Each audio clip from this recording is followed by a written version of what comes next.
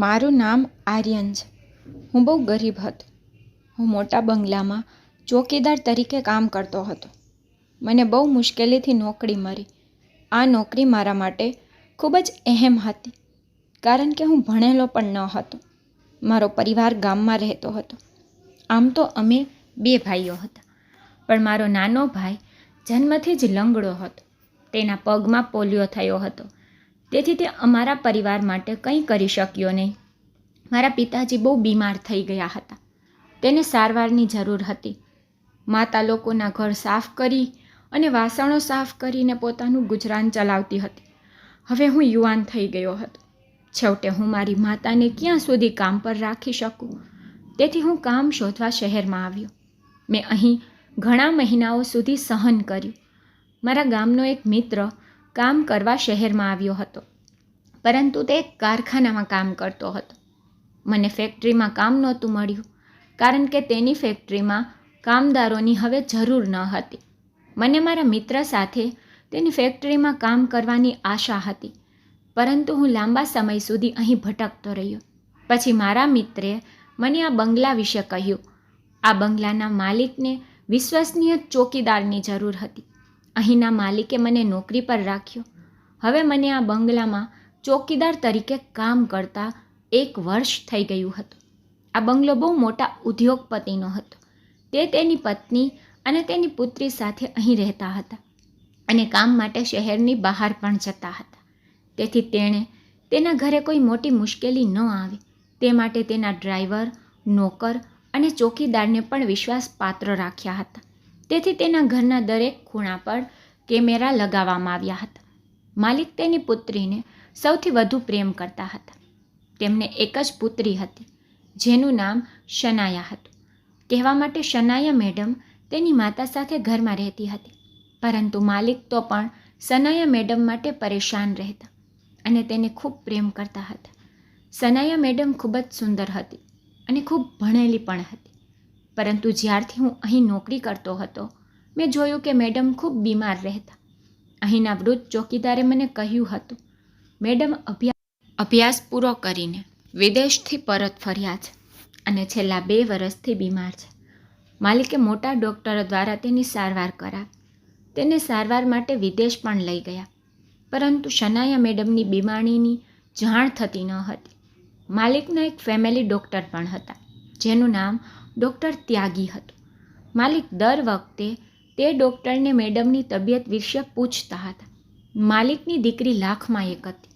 મેં તેને 2 વાર જોઈ હતી, કારણ કે જ્યારે હું શરૂઆતમાં અહીં આવ્યો હતો ત્યારે તે નોકરાણી સાથે બગીચામાં ફરવા આવતી.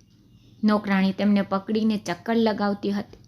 તે ખૂબ જ નબળી સ્થિતિમાં હોય તેવું લાગતું હતું, પરંતુ લાંબા સમયથી તેની હાલત હવે એવી પણ ન રહી. તે ઊભી પણ રહી શકતી ન હતી. તે એટલી બીમાર થઈ ગઈ કે તે તેના પલંગ પર જ સૂઈ રહે છે. પણ જ્યારે મેં તેને પહેલી વાર જોઈ ત્યારે મને થયું, શનાયા મેડમ જેવી હમસફર મારા જીવનમાં પણ હોત તો. કારણ કે જ્યારે મેં પહેલી વાર શનાયા મેડમને બગીચામાં ચાલતા જોયા, ત્યારે તેમની એવી ચાલ હતી કે હું તેમને જોતો જ રહ્યો. તે સુંદરતાથી ભરેલી હતી. આખા વર્ષ દરમિયાન માલિકને મારામાં ઘણો વિશ્વાસ હતો, કારણ કે હું કોઈ પણ નવી વ્યક્તિને પૂછપરછ અને તપાસ કર્યા વિના અંદર મોકલતો ન હતો. માલિકે કહ્યું કે જે દિવસથી મેં તને ગાર્ડ ડ્યુટી પર મૂક્યો છે, ત્યારથી અમારા ઘરે કોઈ એવું આવ્યું નથી જેણે કોઈ પણ પ્રકારની મુશ્કેલીનો કરવાનો પ્રયાસ કર્યો હોય, કારણ કે અમીર લોકોના ઘણા દુશ્મનો હોય છે. તેથી જ હું માલિકનો વિશ્વાસુ અને પ્રિય ચોકીદાર બની ગયો હતો. તેને મારા કરતાં વધુ કોઈ પર વિશ્વાસ ન હતો. હું શનાયા મેડમ માટે ખૂબ ચિંતિત હતો, કારણ કે તે ખૂબ બીમાર પડવા લાગી અને મને તેની ચિંતા થવા લાગી, કારણ કે છેલ્લા 1 મહિનાથી તે સંપૂર્ણપણે બીમાર હતી. તે પાગલ વ્યક્તિની જેમ વર્તન કરવા લાગી હતી. ઘરના નોકરો મને શનાયા મેડમ વિશે કહેતા હતા, કારણ કે ઘરની અંદર 2 નોકર હતા અને બાકીની બધી નોકરાણી કામ કરતી હતી. તેથી હું ફક્ત નોકરો સાથે જ વાત કરતો હતો. આ સાંભળીને હું ખૂબ ડરી ગયો.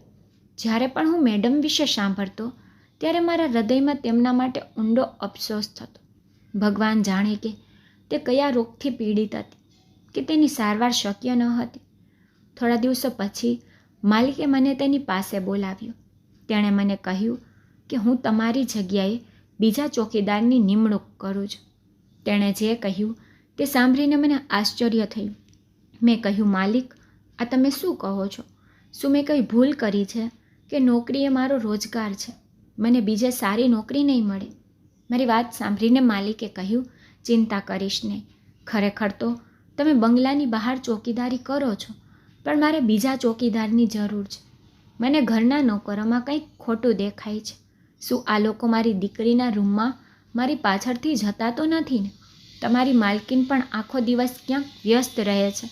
એટલા માટે હું ઈચ્છું છું કે તું મારી દીકરીના રૂમની બહાર ચોકીદારી કર અને હું બંગલાની બહાર બીજો ચોકીદાર રાખીશ. તેણે કહ્યું, તારે નોકરી છોડવાની જરૂર નથી. હવે તમે શનાયાના રૂમની બહાર ચોકીદારી કરશો. માલિકની વાત સાંભળીને મારા શ્વાસમાં શ્વાસ આવ્યો.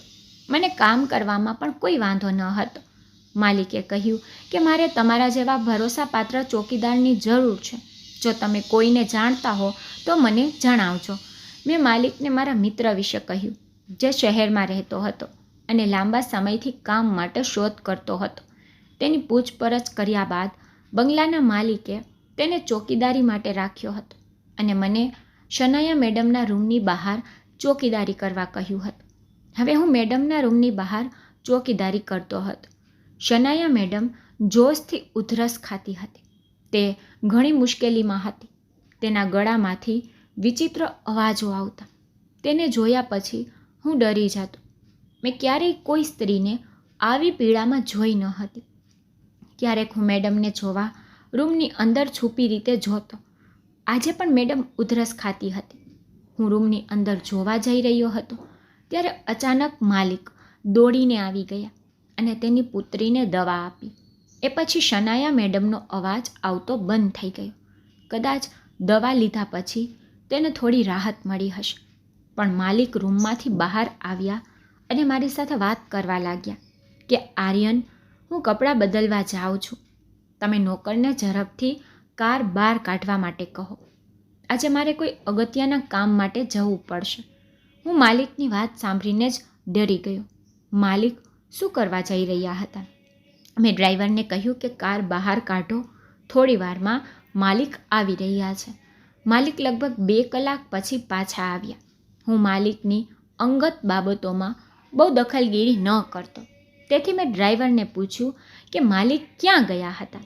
ડ્રાઈવરે મને એવી વાત કહી જે સાંભળીને હું ચોંકી ગયો. તેણે કહેવાનું શરૂ કર્યું કે માલિકે અખબારમાં સમાચાર પ્રકાશિત કર્યા છે કે જે મારી પુત્રીની સારવાર કરશે તેને 5 કરોડ રૂપિયાનું ઇનામ આપવામાં આવશે. શહેરના તમામ ડૉક્ટરો માટે આ સમાચાર કોઈ લોટરીથી ઓછા ન હતા. 5 કરોડની રકમ એક મોટી રકમ છે અને કોઈ પણ રીતે તે માલિક માટે એટલી મોટી વાત ન હતી. તે શહેરના સૌથી મોટા બિઝનેસમેનની યાદીમાં સામેલ હતા અને કોઈ પણ રીતે એક પિતા માટે તેની પુત્રી કરતાં વધુ મહત્ત્વનું કંઈ નથી હોતું. હું વિચારવા લાગ્યો કે કાશ હું ડૉક્ટર હોત. શનાયા મેડમની સારવાર કરીને મેં જીવનભરની કમાણી કરી લેત. પણ કહેવાય છે કે જો કોઈ વ્યક્તિ સાચા દિલથી કોઈ વસ્તુની ઈચ્છા કરે છે તેથી ભગવાન ચોક્કસપણે તેની ઈચ્છા પૂરી કરે છે. એ દિવસોમાં હું વિચારતો રહ્યો, મેડમની સારવાર કેવી રીતે શક્ય બનશે? માલિકને મને મનાઈ કરી હતી કે કોઈ નોકરને મેડમના રૂમમાં પ્રવેશ ન આપવો. માત્ર માલિક અથવા માલકીન તેના રૂમની અંદર જતા અથવા ક્યારેક માલકીન ડૉક્ટરને રૂમની અંદર લઈ જતી. એક દિવસ ડૉક્ટર ત્યાગી માલિકને મળવા બંગલામાં આવ્યા. પરંતુ તે જ સમયે તે તેની સાથે એક ખૂબ જ વિચિત્ર માણસને લાવ્યા હતા. માલિક તે દિવસોમાં રજા પર હતા, તેથી તે ઘરમાં વધુ સમય વિતાવતા હતા. ત્યાગી સાથે આવેલું આ વ્યક્તિ ખૂબ જ વિચિત્ર લાગતું હતું. તેની સ્થિતિ સામાન્ય વ્યક્તિ કરતાં સાવ અલગ હતી. તેની આંખો સોનેરી રંગની હતી અને તેના વાળ લાંબા હતા. એવું લાગતું હતું કે તે કોઈ તાંત્રિક છે. કપડાં તો તેણે અમારા જેવા જ પહેર્યા હતા, પરંતુ તેનો ચહેરો અલગ હતો. ડૉક્ટર ત્યાગી કહેવા લાગ્યા, આ તાંત્રિક દાવો કરી રહ્યો છે કે તે તમારી પુત્રીનો ઈલાજ કરશે, કારણ કે તેણે અખબારમાં આ સમાચાર સાંભળ્યા છે. એ લોકોની વાત સાંભળીને મને નવાઈ લાગી કે તાંત્રિક શનાયા મેડમનો ઈલાજ કેવી રીતે કરી શકે. વિદેશના મોટા મોટા ડૉક્ટરો પણ તેમની સારવાર કરી શક્યા નથી, પરંતુ તેણે કહ્યું હતું કે તે શનાયા મેડમનો ઈલાજ કરશે અને તેમને સંપૂર્ણપણે સાજા પણ કરી શકે છે. આટલા બધા દાવા કર્યા પછી હું પણ વિચારવા લાગ્યો કે શું આ માણસ સાચું કહી રહ્યો છે. ડૉક્ટર ત્યાગી કોઈ કામ માટે બહાર ચાલ્યા ગયા હતા અને તે તાંત્રિક ત્યાં જ બેઠો હતો. તાંત્રિક ડૉક્ટર ત્યાગીને ઓળખતો હતો. ડૉક્ટરના ગયા પછી તે તાંત્રિક માલી સાથે વાત કરવા બેઠો. હું હજુ પણ કાન રાખી તે લોકોની વાતચીત સાંભળી રહ્યો હતો અને તાંત્રિકના કપડાં પણ ખૂબ જ ગંદા હતા. તે ખાલી હાથે આવ્યો હતો. હું વિચારવા લાગ્યો કે તે મેડમને કેવા પ્રકારની સારવાર આપશે. તે તાંત્રિકે માલિકને શનાયા મેડમના રૂમમાં જવાનું કહ્યું. જ્યારે માલિક તેને મેડમના રૂમની અંદર લઈ ગયા તો હું તે લોકોની પાછળ ગયો. તેણે મારી સામે ખૂબ જ વિચિત્ર રીતે જોયું અને માલિક સામે જોઈને કહેવાનું શરૂ કર્યું, આ છોકરાને રૂમની બહાર મોકલી દો. મારે તમારી સાથે વાત કરવી છે, તમારી દીકરીની સારવાર બાબતે. પછી માલિકે મને બહાર જવાનો સંકેત આપ્યો. હું બહાર તો આવ્યો, પણ હું આ બંગલાના દરેક ખૂણાને બરાબર જાણતો હતો. હું જઈને દરવાજાના ખૂણે ઊભો રહ્યો, જ્યાંથી હું તે તાંત્રિક અને માલિકની વાતો સાંભળી શકું. પહેલાં તાંત્રિકે શનાયા મેડમ સામે ખૂબ ધ્યાનથી જોયું. તે પછી તેને માલિકને એવી વાત કરી જેનાથી મારા હોશ ઉડી ગયા અને માલિક પણ સાંભળીને ચોંકી ગયા. તાંત્રિકે કહ્યું, જુઓ સાહેબ, હું જે કહું તે તમને ચોક્કસ ખરાબ લાગશે અને મારી વાતથી તમારું દિલ પણ દુભાશે, પણ તમારી દીકરીનો ઈલાજ દવામાં નથી. તેની સારવાર દવાઓથી કરી શકાતી નથી. તેના જીવનમાં પરિવર્તન લાવવા માટે તમારે તમારી પુત્રીના લગ્ન કરવા પડશે. માલિકને આની સામે કોઈ વાંધો ન હતો, કારણ કે દરેક પિતા પોતાની દીકરીને એક યા બીજા દિવસે વિદાય તો આપે જ છે. માલિકે તેને પ્રશ્ન કર્યો, શું મારી દીકરી પરણ્યા પછી સાવ સાજી થઈ જશે? માલિક તેને 2-3 પ્રશ્નો પૂછી રહ્યા હતા, કારણ કે તેને લાગ્યું કે આ માણસ પણ છેતરપિંડી કરી શકે છે. પૈસા વિશે સાંભળ્યા પછી મેડમ વિશે આવી વાતો કહી શકે છે.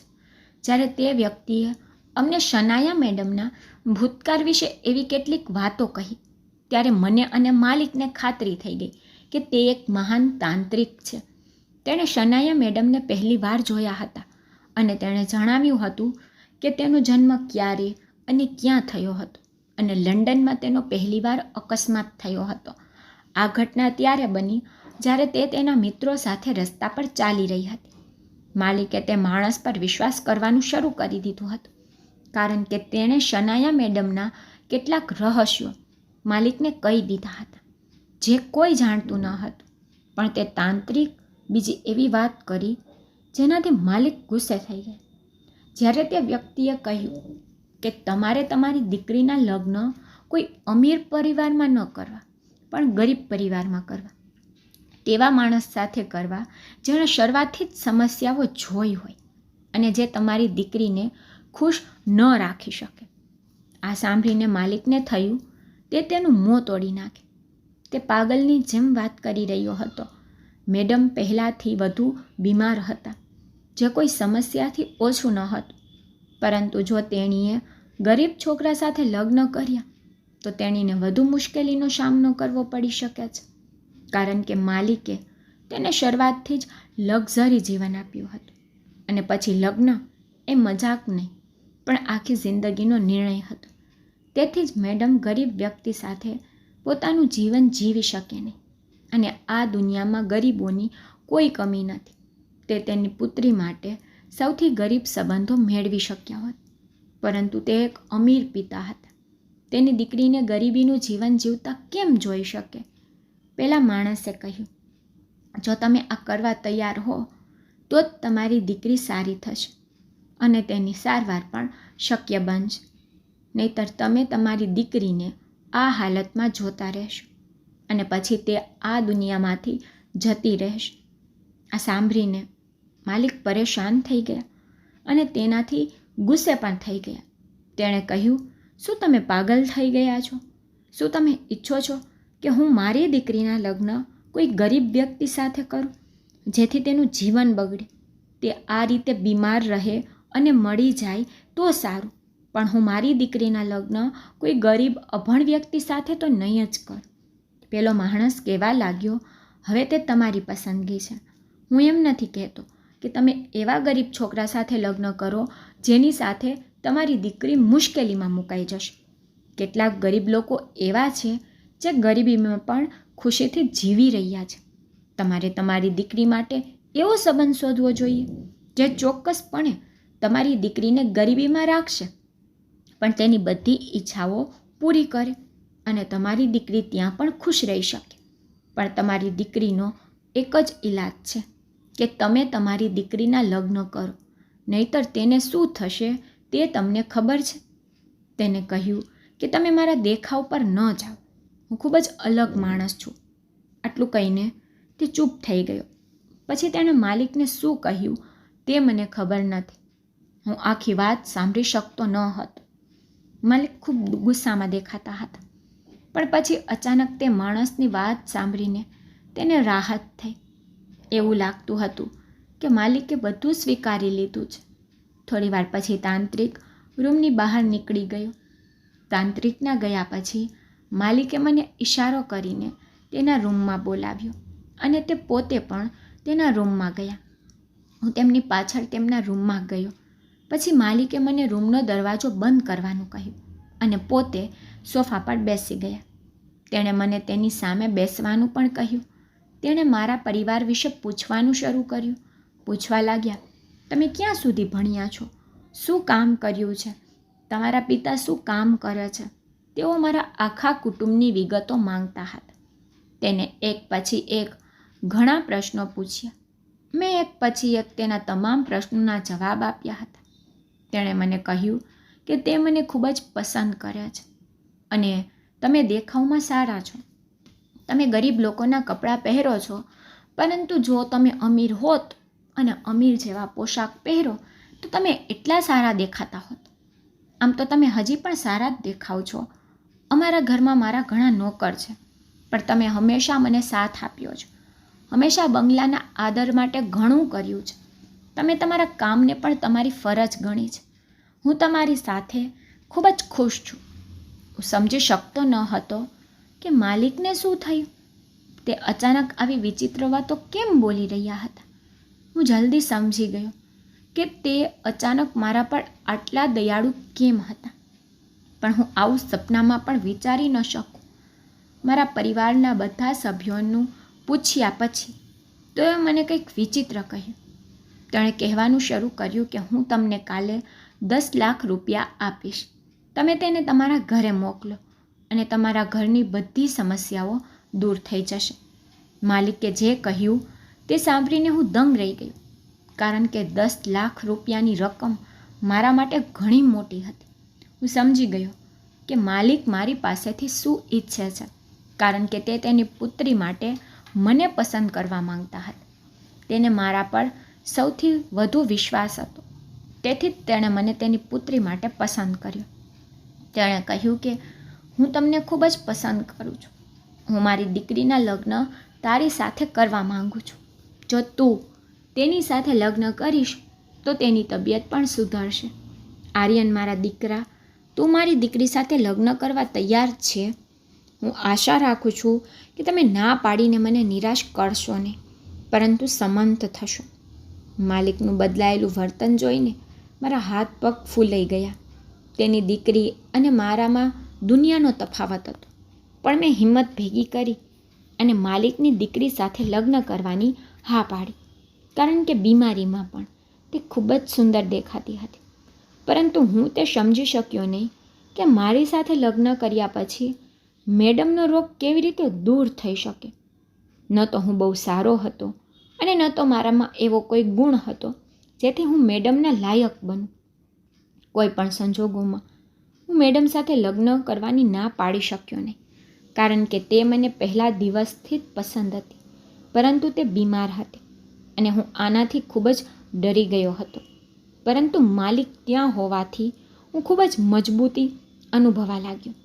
માલિકની દીકરી સાથે મારા લગ્ન નક્કી થયા અને જ્યારે મેં આ ખબર મારા માતા પિતાને આપી તો તેઓ પણ ખૂબ ખુશ થયા. માલિકે આ સમાચાર ન્યૂઝ ચેનલો અને અખબારોમાં પણ પ્રકાશિત કર્યા હતા. તેણે કહ્યું કે તે તેની પુત્રી શનાયાના લગ્ન તેના ઘરના ચોકીદાર સાથે કરી રહ્યા છે. આ બાબત માલિક માટે ખૂબ જ દુઃખદ હતી. આમ પણ હું તેના અને તેની પુત્રી માટે પરફેક્ટ તો ન જ હતો. જ્યારે હું ગામડાનો રહેવાસી હતો, હું એક ગરીબ છોકરો હતો. જ્યારે આ સમાચાર શહેરના મહત્ત્વના લોકો સુધી પહોંચ્યા તો તેઓ દરેક પ્રકારની વાતો કરવા લાગ્યા. તેઓ કહેતા હતા કે ખબર નથી કે આ માણસની દીકરીમાં શું કમી છે કે તે તેની દીકરીના લગ્ન આવા ગરીબ ચોકીદાર સાથે કરે છે. પરંતુ આશ્ચર્યની વાત એ હતી કે મારા અને મેડમના લગ્નને 15 દિવસ બાકી હતા. આ 15 દિવસમાં મેડમની તબિયતમાં ધીમે ધીમે સુધારો થયો. આ જોઈ માલિક પણ આશ્ચર્યચકિત થયા અને ખુશ પણ હતા કે તેની પુત્રીની તબિયત સારી થઈ રહી છે અને 15 દિવસ પૂરા થતાં તે સંપૂર્ણપણે સ્વસ્થ થઈ ગઈ હતી. બસ તે થોડી નબળાઈ અનુભવી રહી હતી.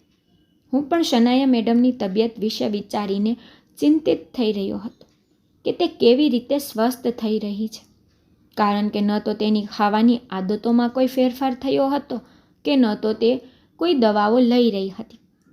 મને લાગતું હતું કે શનાયા મેડમ સાથે મારા લગ્ન સાદાઈથી થશે, પરંતુ માલિકે ખૂબ જ સારી તૈયારીઓ કરી હતી. લગ્નના દિવસે માલિકે મને તેના રૂમમાં બોલાવ્યો અને મને કહ્યું, હું તારી પાસેથી એક વચન લેવા માંગુ છું. તમે જાણો છો કે હું મારી પુત્રીના લગ્ન તમારી સાથે ગુપ્ત રીતે નથી કરી રહ્યો, પરંતુ આખી દુનિયા આ જાણે છે. બધા સામે મેં તને મારા જમાઈ તરીકે સ્વીકાર્યો છે. હું આશા રાખું છું કે તમે મારી સાથે દગો કરશો નહીં. માલિકની આ વાતે મને પરેશાન કર્યો તો તેની એક શરતે મને પાગલ કરી દીધો હતો. તેની શરત ખૂબ જ વિચિત્ર હતી. આ શરત પતિ પત્નીને એકબીજાથી દૂર રાખવાની હતી. હકીકતમાં માલિકને ચિંતા હતી કે હું તેની પુત્રી સાથે લગ્ન કરી રહ્યો છું, પણ હું રાત્રે ઘર છોડીને બંગલામાં નાઇટ ડ્યુટી કરીશ. તે મને પરેશાન કરતું હતું. હું અહીં ચોકીદારી કરતો હતો, પરંતુ મેં હજુ સુધી નાઇટ ડ્યુટી કરી ન હતી. હું રાત્રે મારા ભાડાના મકાનમાં જતો અને નાઇટ ડ્યુટી કરવા માટે બંગલામાં કોઈ ચોકીદાર ન હતો. મને આશ્ચર્ય થયું કે માલિકે મને તેની પુત્રીની દેખરેખ રાખવા માટે રાખ્યો હતો. હવે જ્યારે તેની દીકરી વિદા થઈ મારા ઘરે જાય છે, તો પછી તેમને તેના બંગલાની રક્ષા કરવા માટે મને રાખવાની શું જરૂર હતી? માલિકની આ વાતે મને પરેશાન કરી દીધો હતો. તે જ સમયે મારા મગજમાં એક વિચિત્ર વિચાર આવ્યો. અહીં હું મારી પત્ની સાથે લગ્ન કરવા બેચેન હતો અને આ માલિકે મારી સામે વિચિત્ર શરત મૂકી. મારા માટે આ કોઈ સહેલું કામ ન હતું, કારણ કે માલિક હવે ફક્ત મારા સસરા જ નહીં, પણ શહેરના સૌથી ધનિક વ્યક્તિ પણ હતા. મેં તેમને વચન આપ્યું હતું કે તે જેમ કહેશે હું તેમ કરીશ. માલિકે કહ્યું, મારી દીકરીની બીમારીએ મને પરેશાન કરી દીધો છે, પરંતુ મને કેટલાક લોકો પર શંકા છે. એટલા માટે હું તને નાઇટ ડ્યુટી કરવા મજબૂર કરું છું. એક ખાસ હેતુ છે જેના કારણે હું તારી સમક્ષ આ શરત મૂકી રહ્યો છું. અહીં ભલે મારી દીકરી નહીં હોય, પણ તમે તો પહેલેથી જ અહીં ચોકીદારી કરો છો અને રાત્રે નાઇટ ડ્યુટી પણ કરશો, તો તમારું શું જશે? બદલામાં હું તને ડબલ પગાર આપીશ, દિવસ અને રાત બંને માટે. પણ એક જ શરત છે કે તારે તારી આંખો અને કાન ખુલ્લા રાખવા પડશે. તારી આંખો 1 મિનિટ માટે પણ બંધ થવી જોઈએ નહીં. તેમની વાત સાંભળીને મારા મનમાં ઘણા પ્રશ્નો હતા, પણ હું તેમની વાત સમજી ગયો હતો. તે હંમેશા આવી વાતો જ કરતા હતા. આખી વાત ક્યારેય માલિકે કરી જ ન હતી. હું જાણતો હતો કે તેની શરત પાછળ કંઈક રહસ્ય છુપાયેલું હતું. બીજા દિવસે મારા લગ્ન શનાયા મેડમ સાથે થયા હતા. દીકરીના લગ્નમાં બંને માતા પિતા ખૂબ રડ્યા હતા. માલકીન તો રડવાથી ખૂબ ખરાબ હાલતમાં હતી અને તે મારી સામે હાથ જોડીને કહી રહી હતી કે દીકરા, હંમેશા મારી દીકરીનું ધ્યાન રાખજે. જ્યારે માલિકની પણ આંખોમાં આંસુ હતા. આજે તેમની એકમાત્ર દીકરીના લગ્ન હતા અને તેમની વિદાય હતી. આજે મારા લગ્નની પહેલી રાત હતી. માલિકે મને તેની દીકરી પાસે જતા રોક્યો નહીં, પણ ખુશીથી મને પરમિશન આપી અને કહ્યું, મારી દીકરીનું ધ્યાન રાખજે અને તેને સમયસર દવાઓ આપતો રહેજે. કાલથી તું અહીં આવીને નાઇટ ડ્યુટી કરજે અને હા, ગમે તે હોય કૃપા કરીને મને જણાવજે, ભલે રાતનો ગમે તે સમય હોય. હું માલિકની પરવાનગી લઈને મારા ઘરે આવ્યો. મેડમ મારા મિત્રની પત્ની સાથે મારા ઘરે આવી ચૂક્યા હતા. મારું નાનું ઘર મેડમના આવવાની રાહ જોઈ રહ્યું હતું. હું ઘરે આવ્યો ત્યારે મારી પત્ની દુલ્હનના કપડામાં બેઠી હતી. હું તેની નજીક જતાં પણ ડરતો હતો, કારણ કે હું ચોકીદાર હતો અને તે રાણીની જેમ મોટી થઈ હતી. તેના જીવનમાં કોઈ વસ્તુની કમી ન હતી, પરંતુ હું એક સામાન્ય વ્યક્તિ. પરંતુ આશ્ચર્યની વાત એ છે કે રૂમમાં પ્રવેશતા જ મારી પત્નીએ મારું સ્વાગત કર્યું. તેની તબિયત તો હવે સારી જણાતી હતી. મને જોયા પછી તે જરાય પરેશાન ન થઈ. તેના ચહેરા પર ખુશી દેખાતી હતી. આનો અર્થ એ થયો કે તે મારી સાથે લગ્ન કરીને ખુશ હતી અને ન તો તેણે મને ગરીબ હોવાનો કોઈ ટોણો માર્યો હતો. તે મારી સારી પત્નીની જેમ સેવા કરવાની વાત કરવા લાગી. મને સમજાયું કે તે મારી પત્ની બનવા સક્ષમ છે. મેં મારા જીવનની તેની સાથે શરૂઆત કરી લીધી હતી, પણ તેના ચહેરા પર આશ્ચર્ય ન હતું. મારી ધીરજ ખૂટી ગઈ. તેથી સવારે મેં તેને પૂછ્યું કે તેને મારી સાથે લગ્ન કરવાનો અફસોસ નથી, કારણ કે તેનું તો કોઈ અમીર માણસ સાથે લગ્ન કરવાનું સપનું હશે ને. પણ તેણે મને જવાબ આપ્યો કે તમારી સાથે લગ્ન કરવું મારા માટે વધુ સારું છે. જો મેં તમારી સાથે લગ્ન ન કર્યા હોત તો મારી તબિયત બગડી ગઈ હોત. તમે મારા માટે ખૂબ જ મહત્ત્વપૂર્ણ છો, તેથી જ હું તમારો આદર કરું છું. હું પણ સમજી શક્યો નહીં કે મારી સાથે લગ્ન કરીને તેની તબિયત બરાબર કેમ થઈ, પણ મને ખબર ન હતી કે મારી સામે સત્ય હજુ બહાર આવવાનું બાકી છે. હું ખુશ હતો કે મારી પત્ની એટલી સરસ અને હું હંમેશા ઈચ્છતો કે તે મારી પત્ની બને, અને તેણે પણ મને ખુલ્લા દિલે સ્વીકારી લીધો હતો. સવાર રાતમાં ફેરવાઈ ગઈ. તરત જ હું મારું ઘર છોડીને માલિકના બંગલાની અંદર પહોંચ્યો. બંગલાની અંદર જઈ મને બહુ માન મળતું હતું, કારણ કે હું હમણાં જ ઘરનો જમાઈ બન્યો હતો. માલિકે મને નાઇટ ડ્યુટી કરવાનું કહ્યું હતું, પણ હવે માલિકે મને એક વિચિત્ર વાત કહી.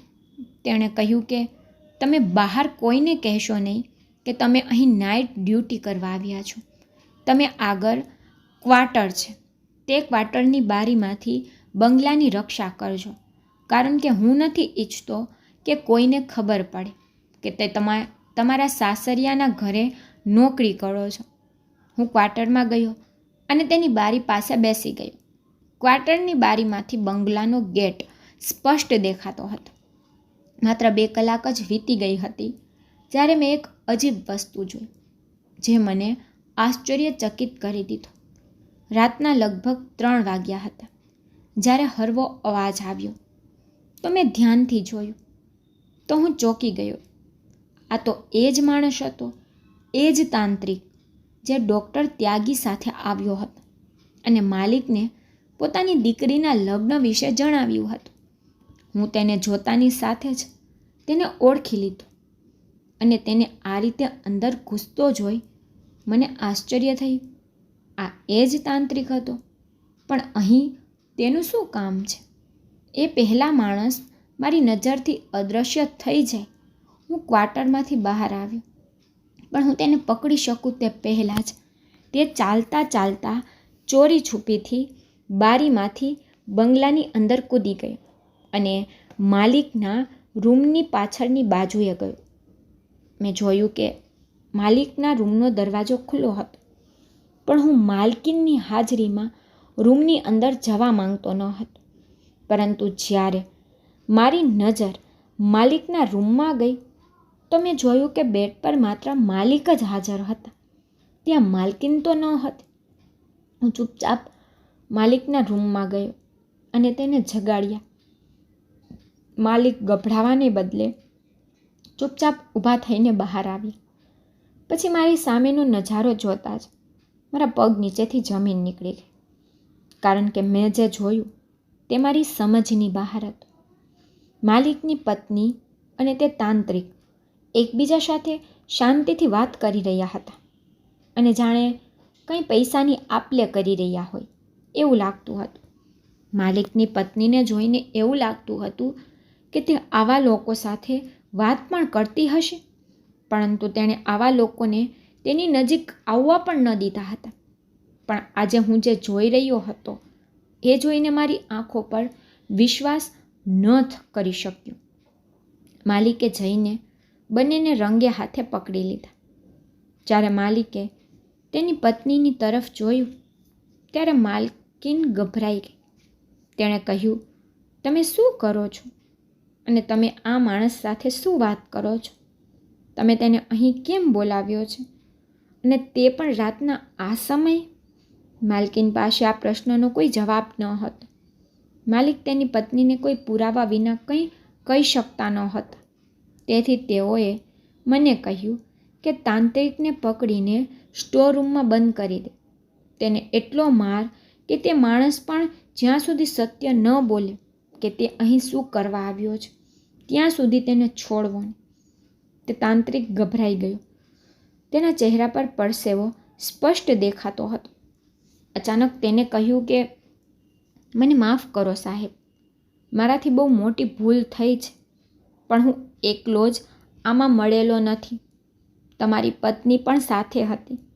તેને મને કહ્યું કે મારે તે દિવસે ઘરે આવીને તમારી સામે ખોટું બોલવું પડશે. માલિકને મને પૈસાની લાલચ આપી હતી અને તેણે મને તમારી દીકરી વિશે કેટલીક વાતો કહી હતી. જ્યારે મેં તમને કહ્યું ત્યારે તમે માનતા હતા કે હું સાચો તાંત્રિક છું. પછી મેં તમને ખોટું કહ્યું કે જો તમે તમારી દીકરીના લગ્ન કોઈ ગરીબ સાથે કરશો તો તમારી દીકરીની તબિયત સારી થઈ જશે. આ કહેવા માટે મને માલકીને કહ્યું હતું અને તેણે મને 20 લાખ રૂપિયા આપવાનું વચન પણ આપ્યું હતું. મેં બધું માત્ર પૈસા ખાતર કર્યું છે. હું કોઈ તાંત્રિક નથી, પણ એક સામાન્ય માણસ છું. તેની પત્નીની વાત સાંભળીને માલિક આશ્ચર્યચકિત થઈ ગયા. તેણે કહ્યું, શું તમે પાગલ છો કે તેની વાત માની? માલિક બૂમો પાડવા લાગ્યા. તેને કહેવાનું શરૂ કર્યું, માલિક, મેં કરેલા કામના પૈસા લેવા આવ્યો છું. આ સાંભળી માલિકના પગ નીચેથી જમીન નીકળી ગઈ હતી. જ્યારે માલકીન ખૂબ રડતી હતી. જ્યારે માલિકે માલકીન પર બૂમ પાડી પૂછ્યું કે જો આ માણસ સાચું કહે છે તો માલકીન ડરી ગઈ અને પછી તેણે કહ્યું કે મને માફ કરો, મારે તમારી દીકરીને મારી દીકરી માનવી જોઈતી હતી. ખરેખર હું તમારી દીકરીને નફરત કરતી હતી. તમે બીજી વાર મારી સાથે લગ્ન કર્યા હતા, પણ તમે સૌથી વધુ પ્રેમ તમારી જ દીકરીને કરતા હતા. તમે ક્યારેય વિચાર્યું ન હતું કે હું મારી આંખોમાં કેટલા સપના લઈને અહીં આવી છું, પણ તમે તમારો બધો પ્રેમ તમારી દીકરી પર જ ખર્ચી નાખ્યો. આ ઘરની એક વસ્તુ તેના નામે કરી. મને તો કંઈ સમજી જ નહીં. મને તો તમે ફક્ત તમારી દીકરીની પરવરિશ માટે લાવ્યા હતા. આટલું કહી તે સ્ત્રી રડવા લાગી. ત્યારે મને ખબર પડી કે આ માલિકની બીજી પત્ની હતી અને તે મેડમની અસલી માતા ન હતી. જ્યારે શનાયા મેડમની અસલી માતા તો કોઈ બીજી જ હતી. તેણીએ કહ્યું કે હું તમારી પુત્રી પાસેથી બદલો લેવા માંગતી હતી. માલિક કહેવા લાગ્યા, કેવો બદલો? તું આવી ખરાબ સ્ત્રી છે, મેં તારા પર વિશ્વાસ કર્યો અને તે આ માણસ સાથે મળી મારી પુત્રીનું શું કર્યું છે? મને આખું સત્ય કે. જ્યારે માલિક જોર જોરથી બૂમો પાડવાનું શરૂ કર્યું તો તેણે પોતાની ભૂલ વિશે જણાવ્યું. તેણે જે કંઈ કર્યું હતું તે ખુલ્લેઆમ બહાર આવ્યું હતું. ખરેખર માલિકની પત્ની શનાયા મેડમને બીજી દવાઓ આપી રહી હતી જેથી તે બીમાર થાય. તે તેની માતા હતી, જેથી કોઈ તેના પર શંકા ન કરી શકે. અને આ માણસ ફક્ત માલકીનના કહેવા પર જૂઠું બોલ્યો હતો. પરંતુ આમાં એક માણસ વધુ મળેલો હતો. તે હતો માલિકનો ફેમિલી ડૉક્ટર ત્યાગી. તેને માલકીને ઘણા પૈસા આપતી, જેના બદલામાં તે એવી દવાઓ આપતો જે મેડમની તબિયત બગાડતી હતી. અને માલકીન તેને તે દવાના બદલે આ દવા આપતી, જેથી મેડમ ન તો બીમાર પડતા હતા કે ન તો સારા થતા હતા. તેની હાલત સાવ વિચિત્ર બની ગઈ હતી. તે પાગલ જેવું વર્તન કરતી હતી અને માલકીનને પણ આ જ જોઈતું હતું કે આ દવાઓ ખાઈ મેડમ આ દુનિયા છોડી દે અને માલિકને એવું લાગશે કે તેની પુત્રી બીમારીને કારણે મૃત્યુ પામી છે. સ્ત્રી પણ કેટલી અજીબ હોય છે. માલિકે તેની બીજી પત્ની સાથે પ્રેમ લગ્ન કર્યા હતા. તેમના પહેલા લગ્ન તેમના પરિવારના સભ્યો દ્વારા કરવામાં આવ્યા હતા, પરંતુ તે તેની પુત્રીને ખૂબ પ્રેમ કરતા હતા. જ્યારે તેની પહેલી પત્નીનું અવસાન થયું ત્યારે તેણે તેના પ્રેમ સાથે બીજી વાર લગ્ન કર્યા. ત્યારે મેડમ 2 વર્ષની હતી અને તેણે પોતાનો બધો પ્રેમ અને લાગણી દીકરી પર કુરબાન કરી દીધી હતી. અને માલકીન આખી જિંદગી આની ઈર્ષ્યા કરતી રહી. માલકીન તેને કોઈ છોકરાના ચક્કરમાં પડાવવા માંગતી હતી.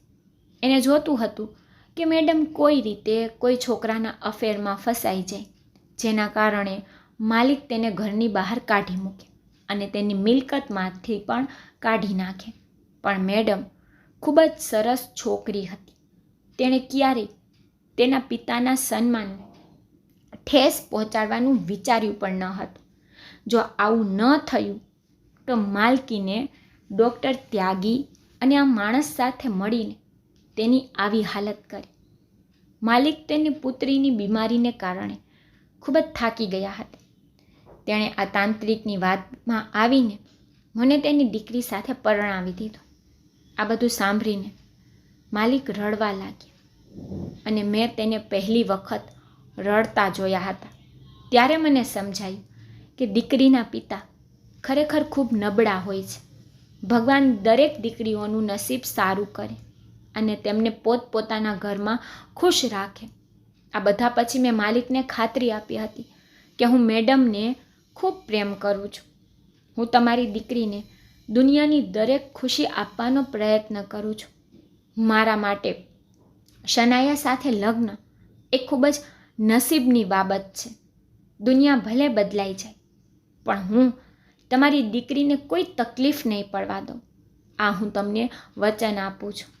મેં જે કહ્યું તે સાંભળીને માલિક ખૂબ ખુશ થયા. તેણે માલકીનને ઘરની બહાર ફેંકી દીધી હતી.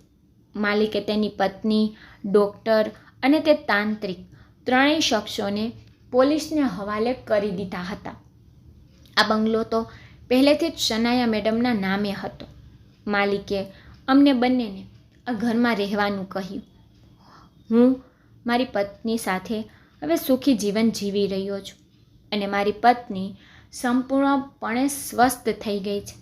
માલિક પોતાની દીકરીને મારી સાથે ખુશ જોઈને હંમેશા ખુશ રહે છે, પણ તેને હજુ પણ અફસોસ છે કે તેની પત્નીએ ઘણું ખરાબ કામ કર્યું હતું.